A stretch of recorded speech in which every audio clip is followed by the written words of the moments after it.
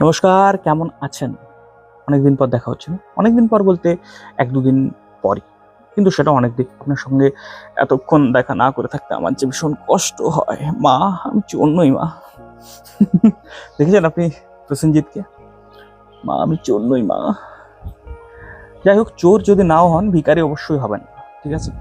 ভিখারি হওয়া খুব খারাপ জিনিস। এই যে আজকে যেমন ধরুন আমি একটা বেশ হাওয়া দিচ্ছে। আই হোপ আপনার শুনতে অসুবিধা হচ্ছে না, এবং হ্যাঁ, অতি অবশ্যই পাখিটাও চিৎকার করছে। খোলা, বেশ খোলামেলা পরিবেশের মধ্যে আমি ভিডিও বানাই, রাইট? হ্যাঁ, তো যেটা বলছিলাম যে ভিখারি হবেন। ভিখারি মানে মানে ধরুন আপনি একটা ইউটিউব চ্যানেল খুলেছেন, তাতে অন্যের ভিউ মানে মিমস শেয়ার করছেন, এবং তারপর বলছেন, দাদা আমাকে সাপোর্ট করে দিন দাদা, আমি প্রচুর মেহনত করি দাদা, আমাকে সাপোর্ট করে দিন দাদা প্লিজ। না, দাদা আপনাকে সাপোর্ট করবে না, কোনো বৌদিও সাপোর্ট করবে না, ভাই বা বোনরাও সাপোর্ট করবে না। কেন করবে? আপনি অন্যের মিমস কি বলে ওটাকে শেয়ার করছেন, নিজের বানিয়ে। তো কিভাবে আপনাকে মিলতে পারে সাপোর্ট?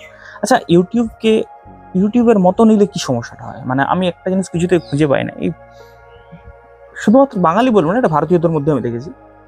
মানে কিছু কিছু জিনিসকে আমরা বড্ড বেশি মানে ওটাকে কি বলে, ওটাকে I think correct word would be humblise করে দেওয়া।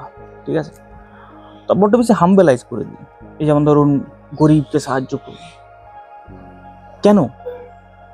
অসহায়কে সাহায্য করুন বুঝতে পারা যায়, গরিবকে কেন সাপোর্ট করতে হবে? গরিব ধনবান হচ্ছে না কেন? সে চেষ্টা করুক ধনবান হওয়ার। সেরকমই আমার বক্তব্য হচ্ছে যে ইউটিউব চ্যানেলটাকে ইউটিউবের মতো নাও বাপু। তুমি ইউটিউবে কি জন্য এসছো? আজকের দিনে একটা ইউটিউব চ্যানেল কি ব্যবসা, বেসিক্যালি একটা ব্যবসা, বিজনেস, একটা ভার্চুয়াল শপ, একটা ভার্চুয়াল দোকান। ধরে নাও যে তুমি একটা রেস্টুরেন্ট বানিয়েছো, সেখানে তুমি খাবার বানাচ্ছ, রাইট? এবং সেই খাবার লোকে খাবে। তো তোমার রেস্টুরেন্টটা বা তোমার যে দোকানটা, সেটা হচ্ছে ইউটিউব। সেখানে তুমি যে খাবারগুলো বানাচ্ছ সেগুলো বেসিক্যালি তোমার কন্টেন্ট, এবং যে লোকটা খাচ্ছে সে হচ্ছে অডিয়েন্স বা ভিউয়ার্স, যেভাবেই তুমি বলবে। অ্যান্ড দিনের শেষে সে যদি তোমাকে সাবস্ক্রাইব করে, তো বেসিক্যালি তোমার দোকানে খাতা খুলছে। এবার তুমি বলো যে তুমি একটা হোটেলে খেতে গেছো, এবং হোটেলওয়ালা, তুমি খাবারটা মুখে নেবার আগে হোটেলওয়ালা যে, দাদা প্লিজ সাপোর্ট করে দিন দাদা প্লিজ। কেমন লাগবে? ঠান্ডা মাথায় ভাবছো কেমন লাগবে? তুমি অ্যাজ আ পার্সন তোমার কতটা বিরক্তি লাগবে? তোমার মনে হয় না যে ইয়ে বেটা, মানে মানে কিলিয়ে কেলো করে দিতে পারবে, নইলে আর তুমি ওই দোকানে আর কোনোদিন যাবে না। তেমনই ইউটিউবেও তোমার ফিডে যখন কেউ আসে, তুমি তুমি নিজে ভাবো, তোমার নিজের কাজকর্ম ভাবো, রাইট? তুমি ভাবো যে তুমি তোমার চ্যানেলে যে সমস্ত কাজকর্ম করছো, সেই সমস্ত কাজকর্ম যদি অন্য কেউ তার চ্যানেলে করে, তুমি কি তাকে দেখতে পছন্দ করবে? তুমি কি ভাববে যে আমি একে সাবস্ক্রাইব করে দিই, আমি একে লাইক করে দিই? না। তুমি তুমি তুমি কোনো সুস্থ মস্তিষ্কের মানুষ এটা করতে পারবে না। তো ইউটিউবটাকে বিজনেসের হিসেবে নাও, যে আমি একটা কন্টেন্ট বানাই। এই যে তুমি আমার কন্টেন্টটাকে দেখছো, তুমি এই কন্টেন্টটা দেখতে মজা পাচ্ছ।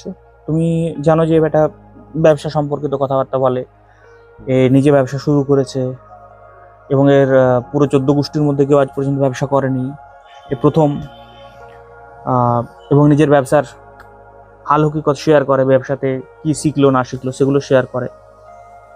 ইউটিউবেও আমাকে আসতে দেখো তুমি, আমার মানে কোনো কাট নেই। আমি আসি, চেয়ারে বসি, এক ভাগে কথা বলে যাই, কথা শেষ হয়, বেরিয়ে যাই। কারণ আমি এডিটিং জানি না। তো আমি জানি না যে যদি আমি এখন মাঝপথে খেই হারিয়ে ফেলি, তো আমি কিভাবে ওটাকে কাট করে নিয়ে আবার শুরু করবো।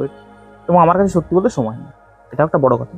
তো আমাকে স্ক্রিপ্টিংও আমার জানা নেই। আমি জাস্ট বেসিক্যালি টপিকটাকে ভাবি, আসি, বলি, চলে যাই। তাতে আই থিঙ্ক গোটা 9-10টার মতো সাবস্ক্রাইবার বোধহয় হয়ে গেছে আমার, নট শিওর, কিন্তু ওরকমই হওয়ার কথা।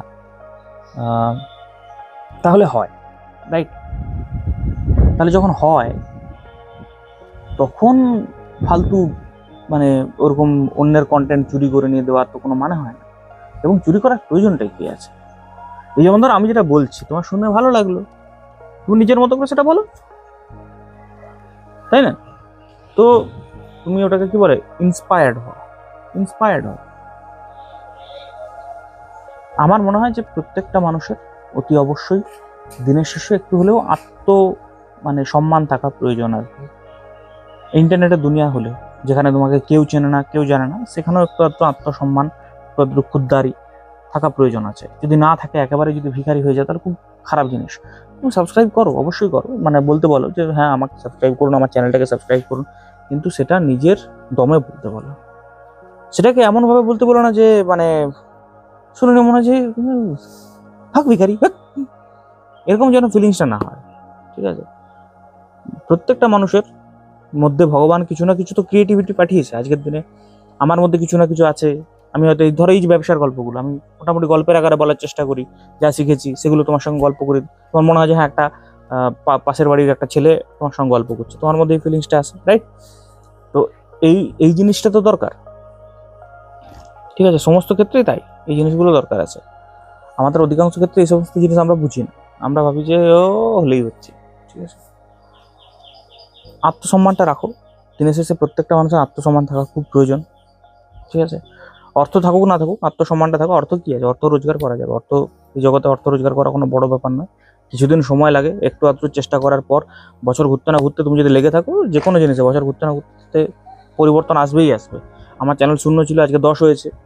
বছর ঘুরতে না ঘুরতে তুমি দেখবে যেতে হয়তো 10,000, 15,000, 20,000, 1 লাখও হতে পারে, বলা যাবে না, কিন্তু একটা সার্টেন অ্যামাউন্ট ডেফিনেটলি আসবে। এটা জগতের নিয়ম, পৃথিবীর প্রত্যেকটা ক্ষেত্রে জগতে এই নিয়মই চলে। সেই জন্যে নিজেকে চেঞ্জ করতে হবে। ওভার দ্য টাইম তোমাকে চেঞ্জ করতে হবে, তোমাকে বিভিন্ন জিনিস ট্রাই করতে হবে, দেখতে হবে যে কোন জিনিসটা লাগলো, কোন জিনিসটা লাগলো না। যে জিনিসটা লাগলো সেই জিনিসটাকে ব্যবহার করবে, যে জিনিসটা লাগলো না সেটাকে চেঞ্জ করবে। একটা কুকিংয়ের মতো ভাবো যে আজকে আমি একটা জিনিস রান্না করেছি, এটাতে একটা নুনটা বেশি পড়ে গেছে মনে হলো, বা ধরা গেল যে এই জিনিসটা কেউ পছন্দ করলো, আমি ভিন্ডি রান্না করেছি, বাড়িতে কেউ খেলো না, আমি বুঝলাম যে আচ্ছা ভিন্ডিটা বাড়ির লোকেরা খাবে না, তাহলে আমি আর কোনোদিন ভিন্ডি রান্না করবো না। আমি একদিন আলু পোস্ত রান্না করলাম, দেখলাম যে বাহ সবাই খাচ্ছে, তাহলে আমি বুঝলাম যে হ্যাঁ আলু পোস্তটা সবাই খাবে। এরপর আমি আলু পোস্ত ঢুকাতে লাগলাম সমস্ত কিছুতে। ইউটিউবটা সেরকমভাবে দেখো, ঠিক আছে?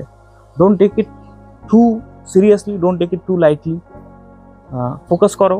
আমার মনে হয় যে এগুলোই মেনলি জীবনের সমস্ত কিছুটা ইম্পর্টেন্ট, এগুলোই সমস্ত। ব্যবসাতেও তাই, এটাও যদি তুমি একটা ব্যবসার হিসাবে দেখো, এটাও তাই, ঠিক আছে? শুরুতেই তুমি একদম অনবদ্য কিছু করে উঠতে পারবে না, আমি নিজেও পাচ্ছি না, ঠিক আছে? তুমিও পারবে না, কেউই পারেনি, ভুবন মামও পারেনি। বাংলাতে আই থিঙ্ক হঠাৎ যদি উঠলো কথা, বড় চ্যানেল, এর ব্যাপারে কোনোদিন গল্প করবো আমি, সেও পারেনি, সেটা একটু একটু পেরেছিল, তার ব্যাপারটা একটু আলাদা। বাকি যাদের দেখো না, সিনেবাব থেকে শুরু করে আর কি আছে, বঙ্গাই, কেউই খুব একটা শুরুতে কিছু করবে না। সবার শুরুটা সাধারণ হয়, তারপর আস্তে আস্তে আস্তে আস্তে ট্রাই এবং ফাইনালি তুমি একটা জায়গাতে পৌঁছাও, ঠিক আছে? সেই জায়গাটাতে পৌঁছানোর চেষ্টা করো। তার জন্য লোকের কাছে ভিক মাঙার মতো সাপোর্ট করে দাও দাদা বলার দরকার নেই। জাস্ট একটা ছোট্ট শিখিয়ে তার ভিডিও শেষে একবার বলো যে তোমার যদি এই ভিডিওটা পছন্দ হয় তাহলে সাবস্ক্রাইব, এরকম স্টাইলে একটা কিছু বলো, because nobody is watching you.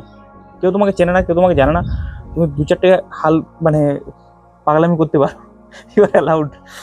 যখন জানবে চিনবে তখন বন্ধ করে দেবে পাগলামি বলো, ঠিক আছে? চলো তাহলে, আশা করি ভালো লাগলে সাবস্ক্রাইব করে দাও। আর হ্যাঁ, ব্যবসা সংক্রান্ত জিনিসপত্র জানতে চাইলে ডেফিনেটলি সাবস্ক্রাইব করতে পারো। আমি এখানে অনেক আমার গল্পগুলো তোমার সাথে শেয়ার করি, আমি কী শিখলাম ব্যবসা করতে গিয়ে, কারণ আমার 14 গোষ্ঠী থেকে কখনো ব্যবসা করেনি, ঠিক আছে? আমি প্রথম সরকারি চাকরিতে ব্যর্থ হয়ে তারপর ব্যবসাতে নেমেছি, এবং তার সাথে একটা প্রাইভেট কোম্পানিতে কাজও করছি। ওগুলো পরে গল্প করবো, ঠিক আছে? আজকে আসি, আজ অনেকক্ষণ তোমার সময় নিয়ে নিলাম। টাটা।